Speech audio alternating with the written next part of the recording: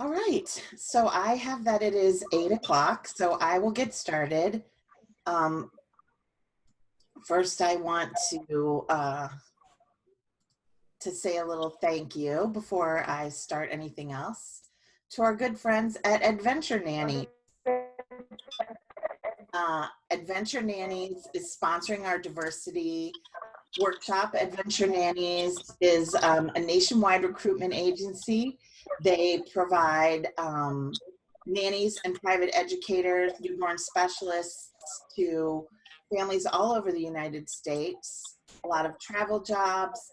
They are actively recruiting right now for a lot of jobs they have available. And I'm going to say a little something about them again in a few minutes, but I want to thank them for their commitment to not only furthering education for nannies, but also for their commitment to diversity education and supporting the work that we're trying to do and the learning that we're all trying to do. So a deep thank you to Adventure Nannies, and you can find them on the web. This is their beautiful website, www.adventurenannies.com. So thank you so much. All right, I see some more people, so I'm going to let them in. We're filling up. I love it. Thanks so much again to everybody who is giving up their time tonight to listen to our wonderful panelists and participate in this conversation. The INA, we know that we have some work to do, all of us together, and we're committed to doing that work. And one way that we can do that is to listen to voices, especially a diverse community of voices. So tonight, I'm so pleased to have three panelists with me to talk about racism on the job for nannies. I'm going to let them introduce themselves because that's, far better than listening to me talk, but just a couple of housekeeping things.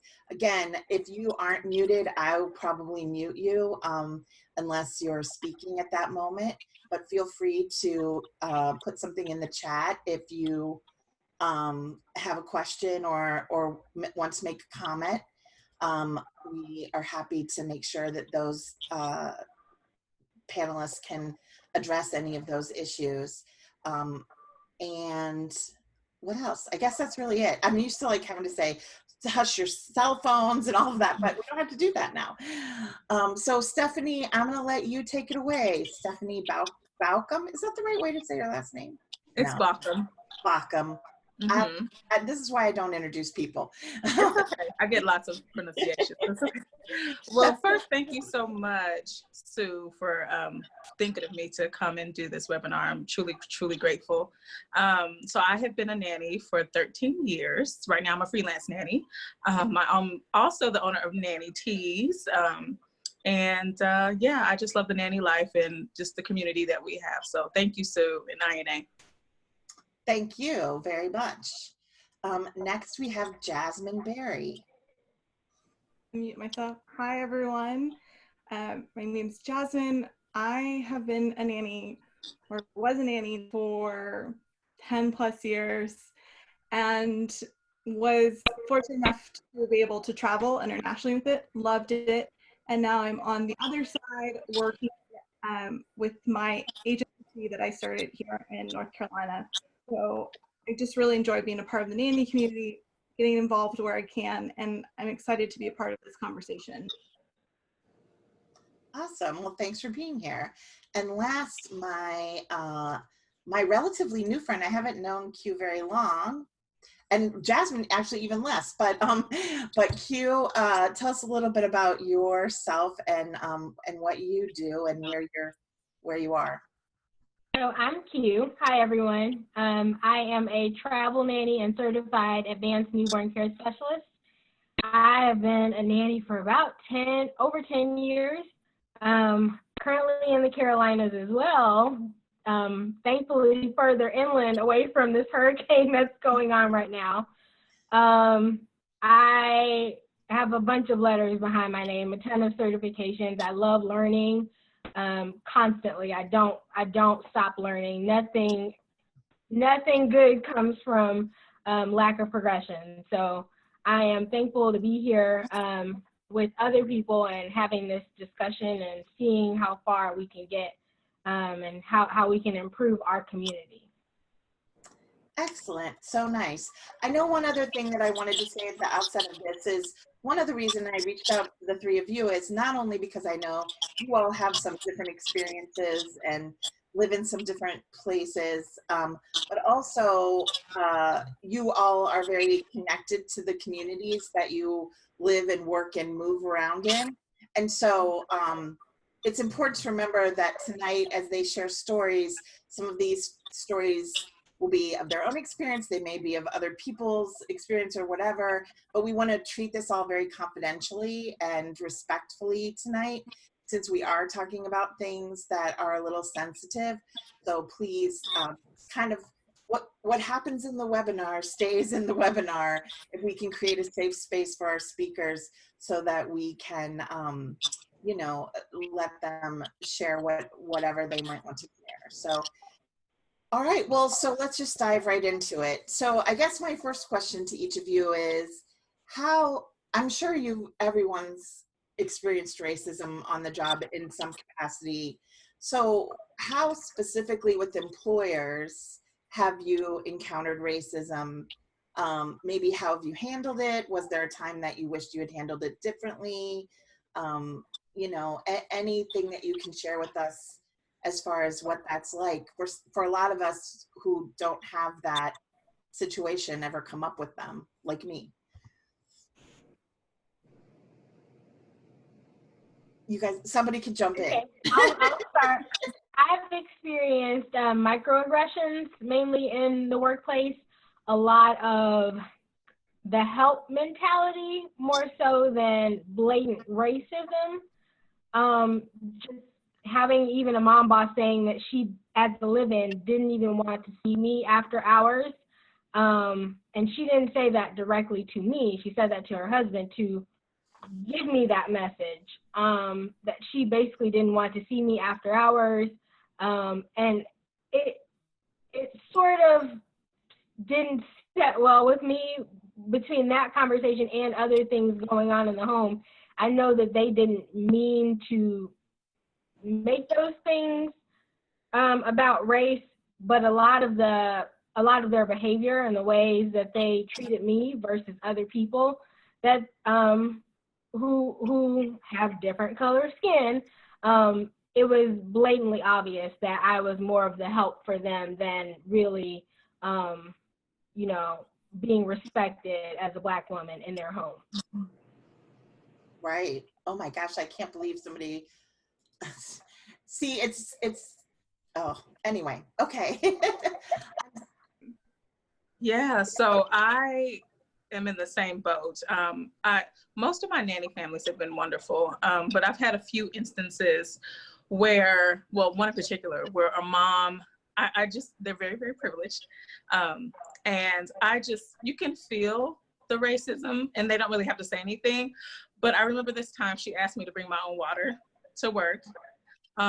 There's a time she wanted me to do just extra stuff that didn't make sense. And I felt like the help.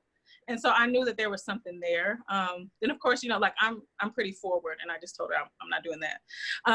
But I've gotten, some remarks like that and kind of like, you know, you're just another, you know, helper, somebody who's, you know, just here. So definitely, Yeah, I think for me, I have been extremely fortunate and blessed in that I have never quite experienced it with my employers. I think part of it is just where I grew up. So when I started this profession, the people I was surrounded with, that was not the mentality. And as I grew in the profession, I learned how to pick.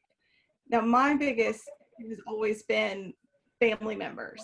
As we know, in the nanny world, we very much embedded in their family. And there have been times where you get to a family gathering and there's that one uncle or cousin or whoever who is just whispering and doesn't know how to approach you, or will then treat you like the help, and it is so uncomfortable, and you just know that something is different. Something about this interaction is different and not what you are used to. I'm glad she said it, because so I didn't have to, because I definitely have experienced a family member who I'm very open. I'm a hugger with all of my families pre-COVID. So I'm very friendly, and having family members just literally not want to touch me or pin it up and not treating anyone else at the party like that, just me and my family when we're at the parties or whatever, it's rude. It's just flat out rude and completely uncalled for. But just experiencing that really confuses me, and it really lets me know that we really haven't made as much progress as we thought we have.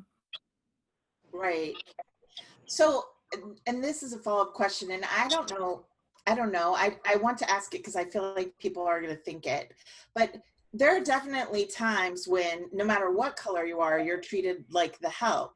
But can you feel the difference when it's just that they don't want a nanny versus, do you think, like, is it a different feeling that you get? Is it based on like other things, that it's something that has to do with race?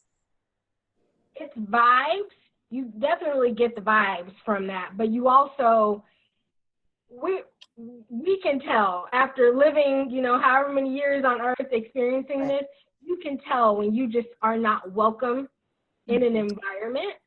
And when people, again, the microaggressions, you feel and you see people doing different things and saying different things, and that can really add fuel to the fire.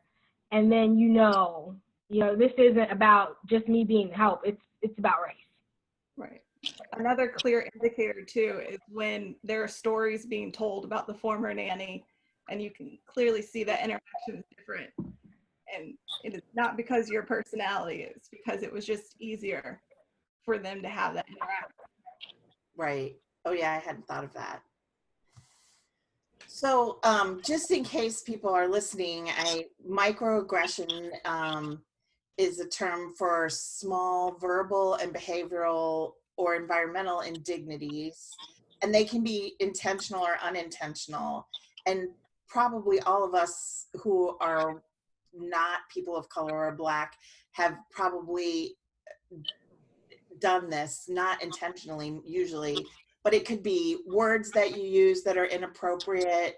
It could be a joke that you don't see the racism in it, and there is some.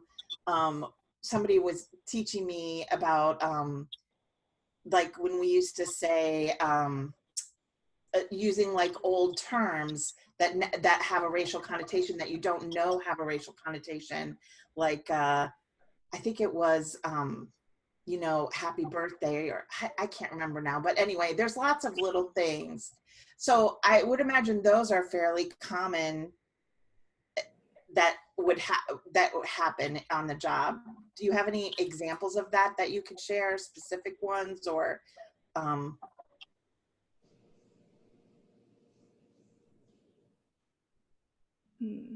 No, it's hard. I know. Well, and I'm kind of putting you on the spot, but for me, it's more in the community. I feel like I deal with more microaggressions in the nanny community than I have really with my employers, because once you're employed, it's like they kind of know what they're getting into, especially if you've done a thorough interview. Like I thoroughly vet my families just as much as they're vetting me in the interview process. So I know, and throughout trials, I know when, a family is a good fit for me versus, in the nanny community, you're dealing with a lot of these microaggressions, especially as an admin for several groups, just monitoring and reading a lot of the comments that people don't think you see, or just in meetings or groups with in-person groups with nannies pre-COVID again, when we actually could meet up, you can tell, again, the microaggressions are there, people making snide remarks and things of that nature. So I really deal with it more in the community, more so than with my employers. And again, with employers' families too. Yeah, going back to families or just our greater community, I think one of the ones, going back to a term that sticks out to me is, well, aren't you just such a sweet girl for taking care of these children, or aren't you just such a good girl? And that term girl gets me every time because I'm a woman and I am not a girl. I am not lesser than, just because my skin is different, that I can't be a full grown woman. So that's a term that over time is not, that a lot of people don't realize they're using, especially now. Right. They realize they just can't get out of this mindset. Yeah, I would imagine in the South. I mean, that's a generalization, but I'm wondering if,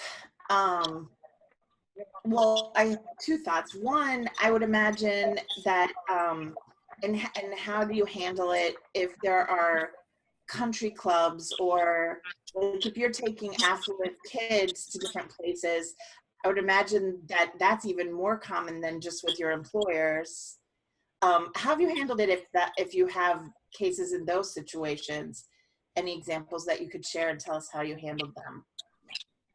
So I actually a couple years ago, I went out and helped one of my nanny families in San Diego, and where they lived, it was like a community within a community. And so the super elite lived there. And I don't even think I saw any other Black people. They're mostly whites and Asians. And so I would take my nanny kid to golf. You know, while I'm there, I'm going to eat and have a good time and all that. And naturally, my hair is big. It's usually, you know, in my little fro, and I got my hoops and, you know, my stuff on. And mostly what I would get is just stares. And so I'm, you know, nice. And I just wave back and act like I belong there, because I do, even though my skin is different color. And so you just kind of learn to deal with it, you know, because I'm used to it because of the families that I've worked for. Not to say that there aren't affluent Black people, but just to be with the families that I've worked for, there haven't been any other Black people besides workers, the cooks. Everybody was in the service industry. And so, you know, I would actually make friends with some of the other people there, you know, and do my own little thing, but you just get used to it. So it sucks, but it is what it is. Yeah, I tend to have a very frank conversation when I start working with my family, and I ask them to please make sure that they have checked with all the different clubs and places that I'll be with the kids, that they know that they have a new nanny, and to give my name so that if I give my ID that they know, because that is always a concern, that I'm not a member, that how do I prove that I belong here? So we have that conversation of making sure that they have informed everyone, because it is much more likely that I will get flagged at these places for not belonging than if they were to have a white nanny. Right. Yeah, I never would have thought of that.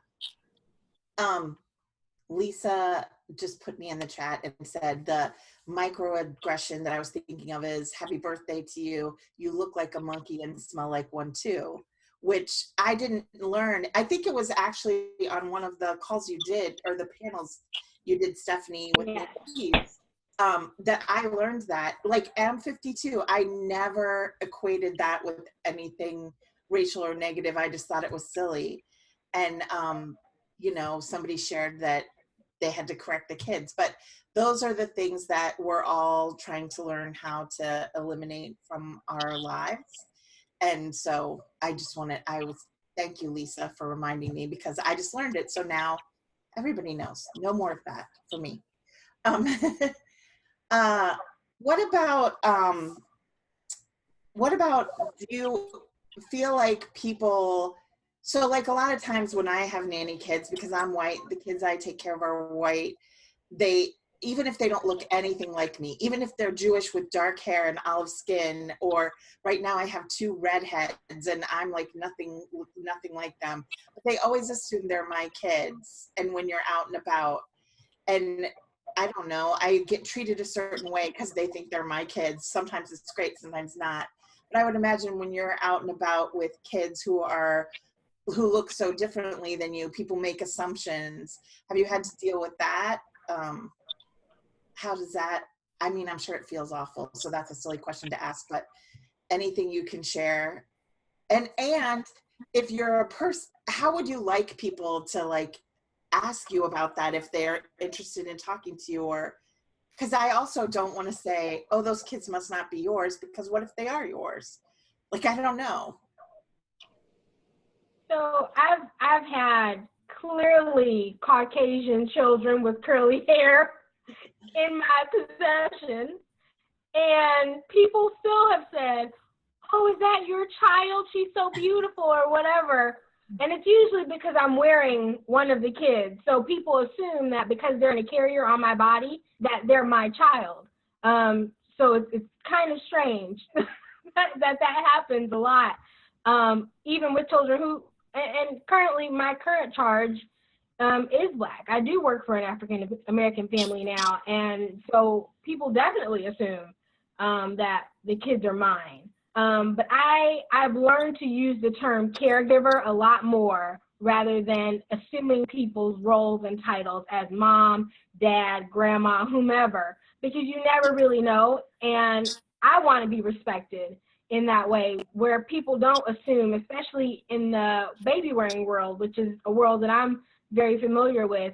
There are more than just parents wearing babies. So you can't just assume, oh, this is mom or what have you. I use the term caregiver to encompass pretty much everyone. That's a good tip. Yeah. I don't know. I just think of this, one of my first charges, who is very fair, very blonde, blue eyes. And when she was 2, she used to go around telling people I was her mother because she learned the reaction she would get. Don't ever underestimate a toddler. She used to just love the reaction. I think she loved my reaction too, because it's always just like, oh my goodness. But I guess like another side of that is, I think there.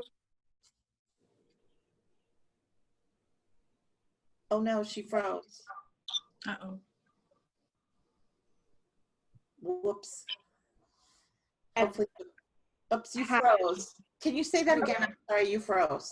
Oh, I said there was a time in our country when things were very tense, and they were tense here in North Carolina. And I do remember having to have the talk with my family about how we were going to handle if someone stopped me thinking that the children weren't mine. We had a conversation about what the process would be, how we were gonna go about this, and okay, you're gonna call the police, and they're gonna call us, and it was a process. But I was so happy to have employers that backed me 100% and saw legitimately in my fear. Right. Yeah, that is a conversation you would have to have, I would assume, if you're taking care of, especially if you're taking care of somebody who looks so differently than you, that, you know, if that's the case. Steph, you looked like you had something you want to say. Yeah, so it's kind of like the same thing from when I would go to the country clubs and take my kids to activities while out and about. And I just love kids because they're so loving and they'll cling on you. And I just get stares, like when we go to the grocery store. I do remember this one guy, he was like, oh, your daughter's so cute. And I was like, oh, well, thank you. And she's clearly white, you know. I'm like, thank you. And I know he was probably trying to figure out, you know, what I'm doing. He's just being a male Karen, but you know, it's just one of those things, you know, you deal with it, you know, and I just love on my babies, and because they're mine, whether they look like me or not. So it is what it is. You just get used to it. Yeah. well, this is something we have in common because that's what I do too. And I'm just like, whatever. And then the kids are like, you're not my mom. Ah. So I want to circle back to the interviewing part of it, because Q, you had brought up that, and I guess not only any experiences that you have that you want to share about interviewing and really what to look for, because I would imagine, and I'm assuming, and tell me if I'm wrong, that you have to interview a little more carefully because you don't want to find yourself in a situation where, you know, you're working for somebody that is racist. There's a spectrum, but you're being very careful about that, I would imagine, as you interview. So what are there things that you look for? Like, what are your tells? Like, are there questions that you ask specifically, or anything about that? And also, like, if you have any advice for nannies who are maybe newer to the field, who are kind of going through that. In general, we all need to be better interviewers. So any advice is always welcome, but in specifically for nannies who may be Black or people of color who, you know, don't want to find themselves in unfortunate situations. I research parents once I get the names and information before I go into the home. Usually my clients at this point are either high net worth or high profile. I'm not sharing that information with anyone, but I need to know so that I can protect myself where I'm going. So I'm definitely mapping out the address and the area that I'm going to. I made sure that my emergency contact knows where I'm going. I may not leave a name, but I do make sure that my mother or someone who's in my home knows where I am in case something happens. And two, I research the parent and the person, and I have to, because I need to know what charities or events are they involved in, what companies do they chair on, or different things, so that I can protect myself. Because if this person is completely alt-right or sneakily alt-right or something crazy, I need to know so that I can protect myself and decline with the agency. But also I've seen, you know, my experience is that I've had my white counterparts who have very, very similar qualifications to me be offered interviews for jobs, and I was not offered the interview for the jobs, and our resumes are pretty much exactly the same. And so that, I'm not saying that race was a part, but you start to get, you start to listen, you start to look at the microaggressions again in the emails and different ways that the person you're communicating with, different things that they're saying. And you can tell that if your white friend can interview for this job and you can't interview for this job, something's going on there. And your resumes pretty much look exactly the same. Something's not right. So. Okay, that's good. And when you say research, do you mean like just a quick Google search, or? I do a Google search and a social media search. Okay. Social media, just as well as parents and agencies interview you on social media. I interview them and or not interview, but research you on social media and check you out. I need to check out who I'm working for or who I could potentially be working for, and make sure that I'm going to be in a safe place and in a place where I'm welcome. Okay. And then adding on to that, like if you get the interview, I just say trust your feelings, trust your gut, because you know when something's off. Like just think about how the parents interact with you. Like, are they speaking to you respectfully? And of course you're speaking to them respectfully too, but you can always just feel when something's off. Race-wise, like I remember interviewing for this single dad, and like he could barely even look at me, and I'm like, I'm here to watch, you know, to help you, like you need me.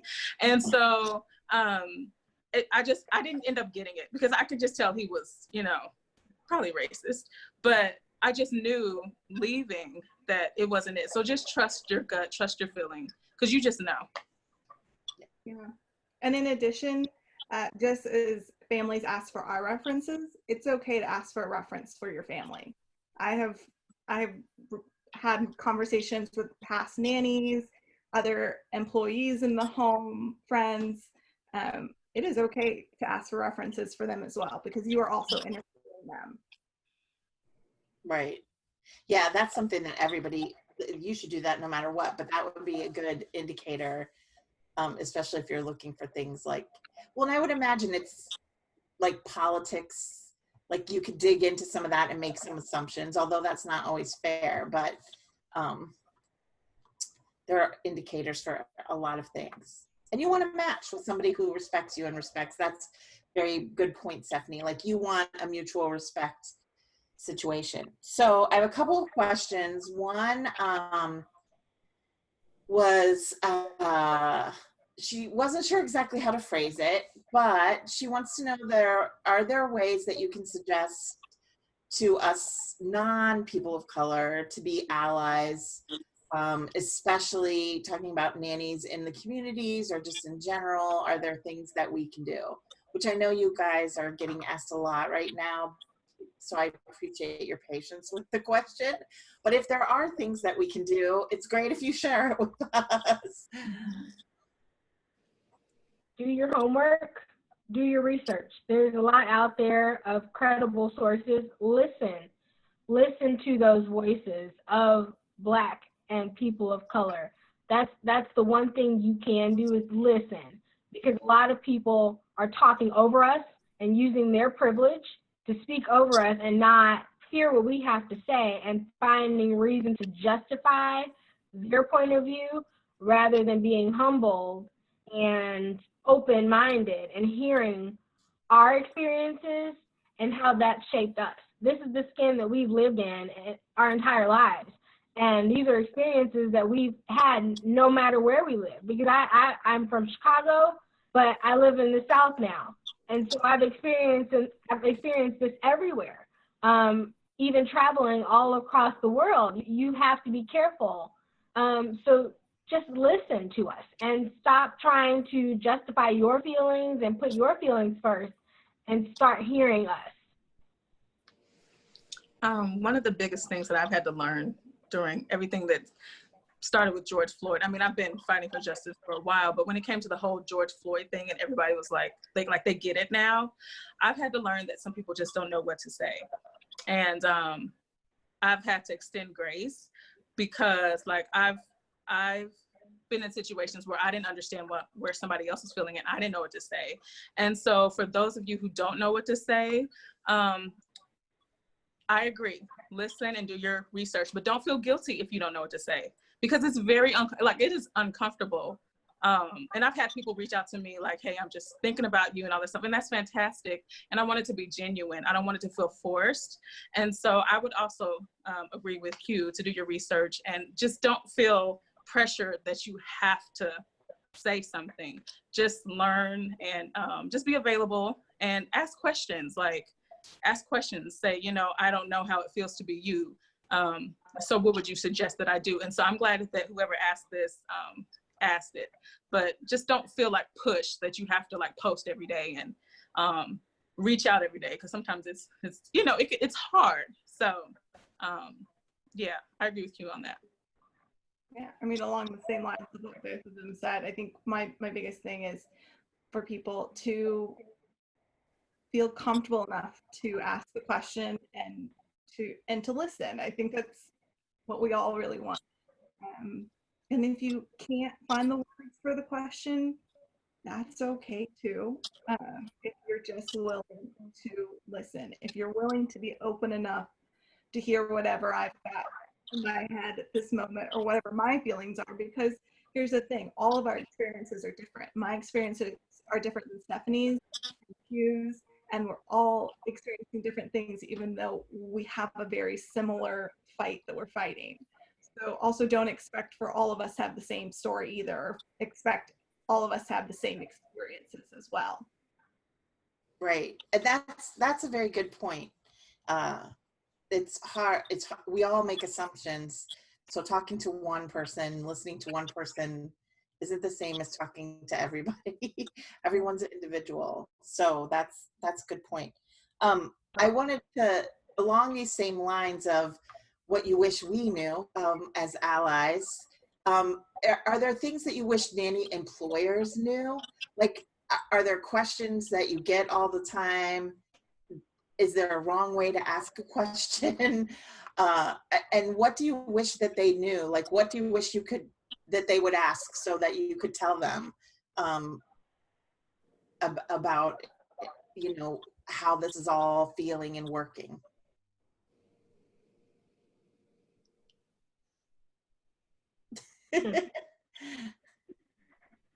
No, nothing.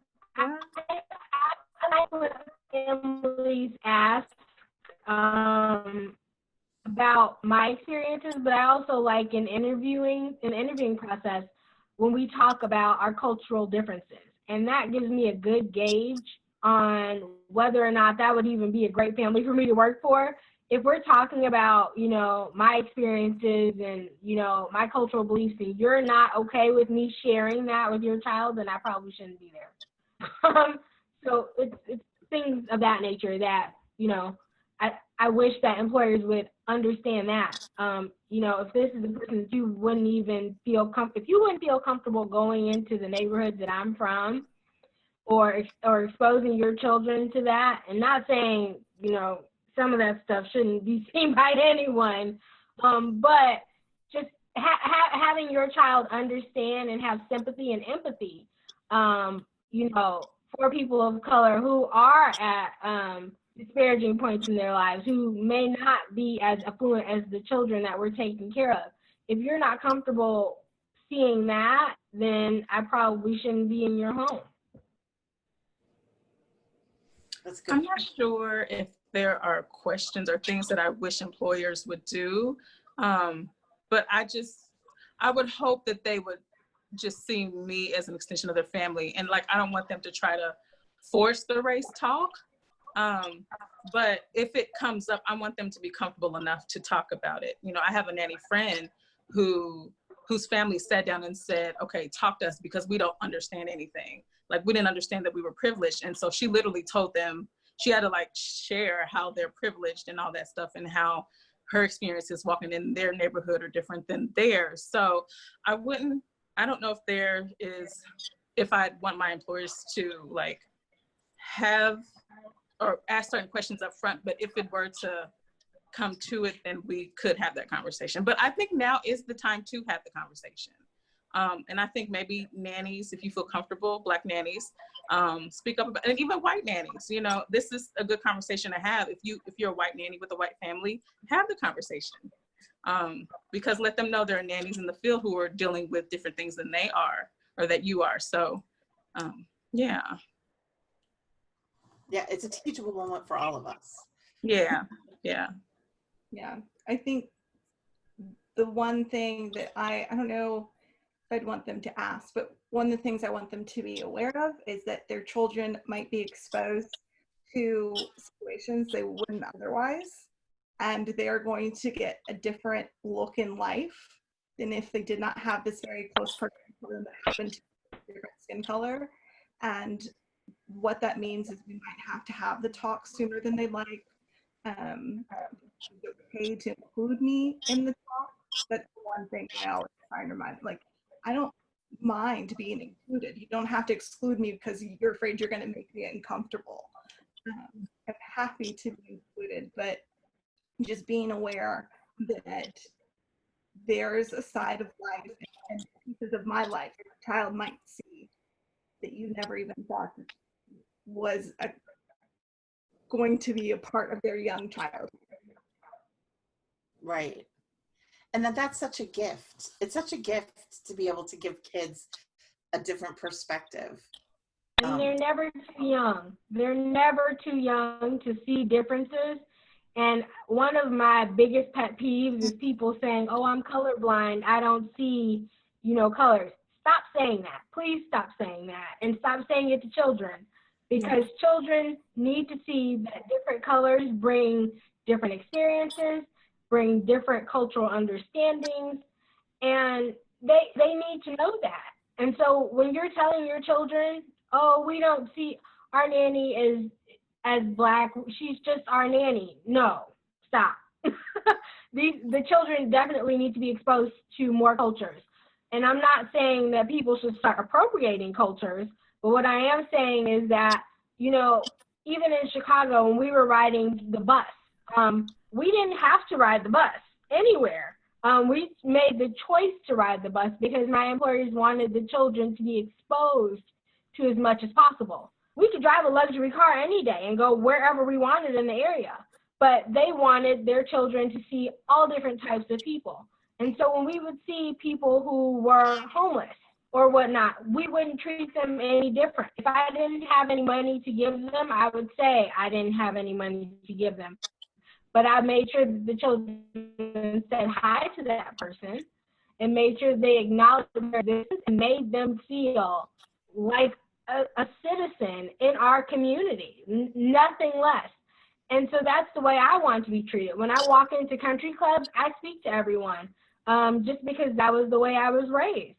I say hello or I wave because that's just what we do. And so when people are staring at you when you wave or looking at you like, what are you doing? You don't belong here. It definitely gives you strange vibes. So please expose your kids to as much cultural variety as possible. Let them know that those cultures are not demonized, that they're good people, but there are bad people in any race. And if your trust radar says not to trust someone, please, by all means, don't trust them, but don't demonize someone based on the color of their skin. Right. So my good friend Kenda in the chat says she hears that you guys are saying you get used to it, and that's great, but she's concerned about you because she's very caring. So she's, how are you taking care of yourselves? So how do you, if you get used to these microaggressions or the situations that you're dealing with it, but how are you practicing self-care when these things happen? Are you, and is there anything we can do to take care of you? For me, I just realized that some people won't change. And so there's not much that I can really do to change them, but I just change me. And so, believe it or not, I just learned not to sweat it. I'm like, people are going to be people. And if I get mad, that's what's going to affect my self-care, is if I just keep getting upset at people that may never change. And so I'm just like, nah, whatever. It is what it is. But thank you, Kenda. I think that's your name. That's so sweet of you to ask. So sweet. Okay. Also, I wanted to ask this question. Well, this was sent to me. How do you select agencies to work with? And what can agencies do to support and protect people of color, Black people, to take away from some of the burden of researching families or going into situations that don't feel safe? That's tricky too. Yeah. So, I mean, just like we interview families, I interviewed my agencies when I was a nanny, and the agencies that saw me as a professional and got back to me in a timely manner and fought for me, the ones that would say, hey, this isn't a good family for you, I just don't think you're going to be comfortable here, I respected that and I worked with them. Those that sent me into situations where the family was maybe not the best, maybe didn't go to them as frequently as possible because I couldn't trust them. And now being on the agency side, I try and do the same for my nannies, and the main thing being research so that my nannies don't have to be in those situations, so that they know that where they're going is a safe place. So I would say, so I didn't share, but I'm actually going to agency too, and I've been placed by 2 agencies here in Dallas, and the way I found out about those are word of mouth. So if you're a nanny, ask around, join nanny communities, ask online. what agencies have you gone through? You know, who do you know, who has great families? Who do you trust? And you can kind of tell as well if the agencies are just trying to place you or if they're really trying to get a good fit. So just don't be afraid to do your research. Look at reviews, and you know, see what other families and nannies are saying about the agency. And then as far as what agencies can do, there are thousands of Facebook groups. Like, get involved, you know, plan local events. And if all of your nannies are one color, ask yourself why. Like, what am I doing as an agency owner that's not bringing a diverse group of nannies? So social media is the thing right now. I mean, we can't go anywhere anyway, but I would get involved in nanny groups and interact with other agency owners who don't look like you and say, hey, what are you doing to market to other nannies? So that's what I would do. Just kind of switch it up a little bit and see what else is out there.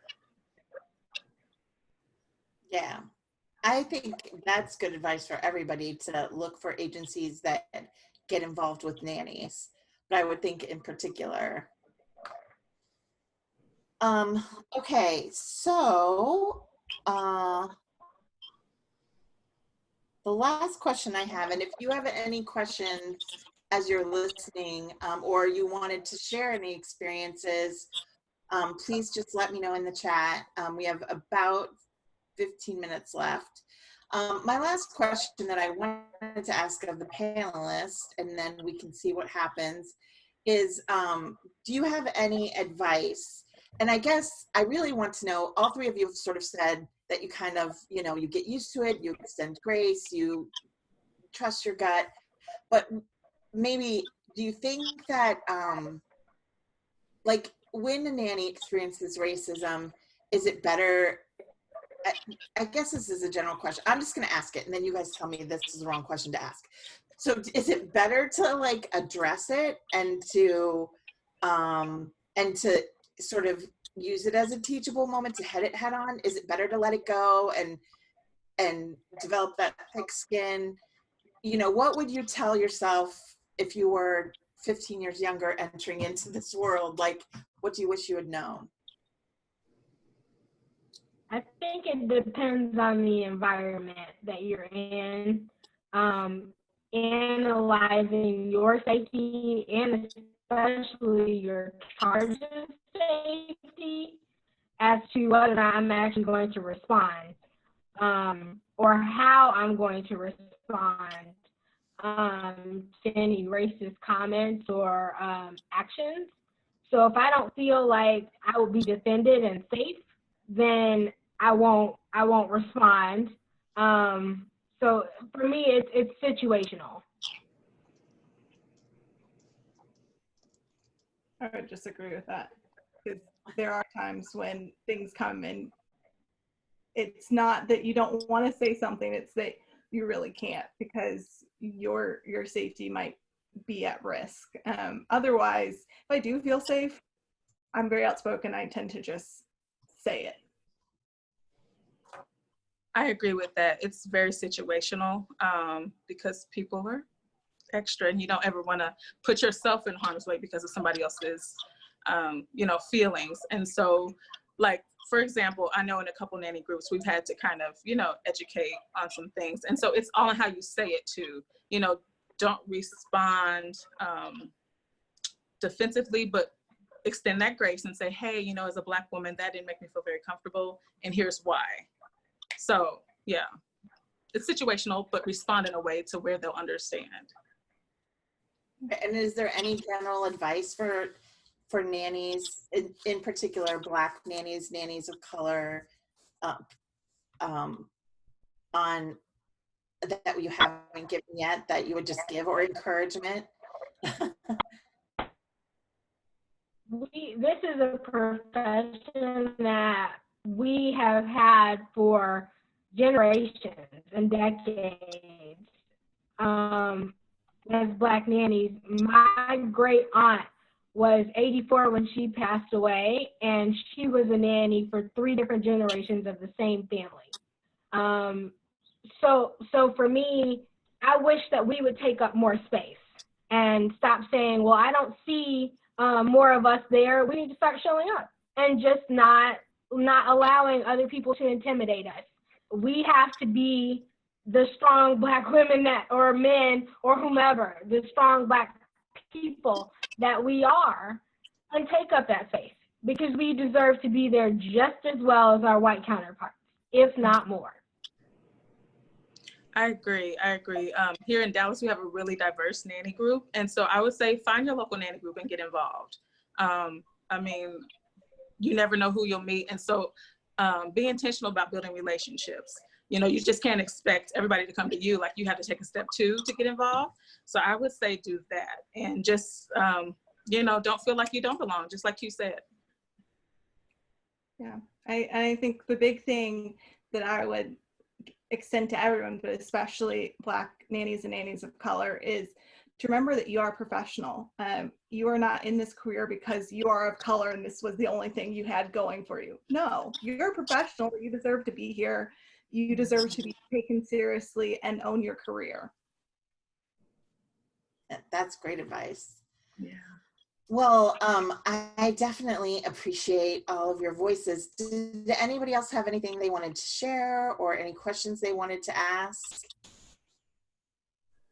We could probably talk all night long, but I feel like we sort of hit the questions that I warned my panel I would ask. I don't want to hit them with a bunch of things on the fly. I want to say that I'm excited to see such a diverse board for INA. Like, I knew it was in the works for a while, but it's great to actually see it happening now. So thank you for accepting us and bringing more diversity onto the INA board. Listen, I 100% can say that that it's not just us accepting. We are craving more and more input in all parts of INA. We know that it's been a problem historically, that it's been a fairly white organization that's not giving away any secrets. But I do feel like things started changing even before this recent sort of moment of awakening. Things were in the works, and I'm excited to see if we can steer it forward even more. So if you are a person of color, a Black nanny, agency owner, concerned person, educator, parent of children that have a nanny, anybody, we want you to be involved as the INA, and there's a place for everyone. We might need some help guiding us along the way, but everybody needs that, I think, right now. So yeah, thank you for saying that, Steph, but I think it's true. And I see on the call our first Black nanny of the year, Kim. Look at her beautiful smile.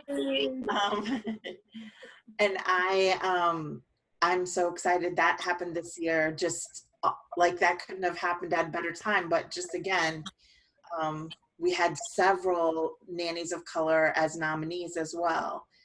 So that is a great thing. So if you want to be involved, that's great. And so this webinar is part of the Diversity Committee's series of webinars, again, from Adventure Nannies, who graciously and very, very responsibly, when I said I need some money to put together some webinars, said, oh, let us sponsor, which is amazing. So I want to say a little thanks to them and tell you a little bit about them before we say goodbye. Again, I said they're a national agency helping nannies, teachers, and newborn care specialists. They find long-term and temporary roles with innovative and progressive families across the United States. They have earned the awards of excellence and innovation from APNA in 2019, and they have been featured in the New York Times, CNN, Marie Claire, among others. They're passionate about creating education and empowerment among the candidates they work with, and host Adventure Nannies, which is a weekly podcast for nannies, which right now is featuring Black voices, and Summit Sessions, which is a quarterly educational series. The families that Adventure Nannies work with are all willing to relocate for the perfect candidate and offer a minimum of $30 an hour and 40 guaranteed hours a week, benefits and assistance with relocation. So make sure you visit Adventure Nannies. And even if you're not looking for a position right now, go ahead and like them on Facebook and Instagram. Keep in touch with them. You never know when you'll be looking for a job, and thank them for supporting this because they are amazing and I so appreciate them. I want to share, there's some comments in the chat, including, you know, some thank yous to my panelists. I want to thank you, Stephanie, nannytees.com, right? That's Yes. that big way to connect with Stephanie. And Stephanie's also done these amazing panels with different Black nannies and white nannies, and Nannying While Black is the name of that series, right? Mm-hmm. Yeah, so if you want more conversations, that's a great place. Jasmine Berry, thank you very much. Your agency is, I'm forgetting. Nanny Posse. Nanny Posse, sorry. And she does this amazing story time with goats. Check it out. It's pretty cool. If you've never had a story time with goats, you're really missing out. So check out Nannying Story Time with Goats. It's very fun. And Q, remind me, you do like a million things. Tell me how people can connect with you if they want. My business is Southern Anchor Newborn Care. I've gotten it started. I'm working on it more. I've just been very much overwhelmed with my job. My current job just changing constantly, day by day. So you can reach me there on Facebook. Excellent. Thank you so much. If you, I'll try to share some links in the social media for the agencies. And thanks again. We'll just be done. Thanks for coming, everyone. And our next session is in a few weeks, talking about choosing culturally responsive books and media for kids with Petrea Fletcher. So make sure you stay tuned for more webinars. Thanks. Thanks again, panelists. I really appreciate it. Mwah. Love you all. Love you. Everyone.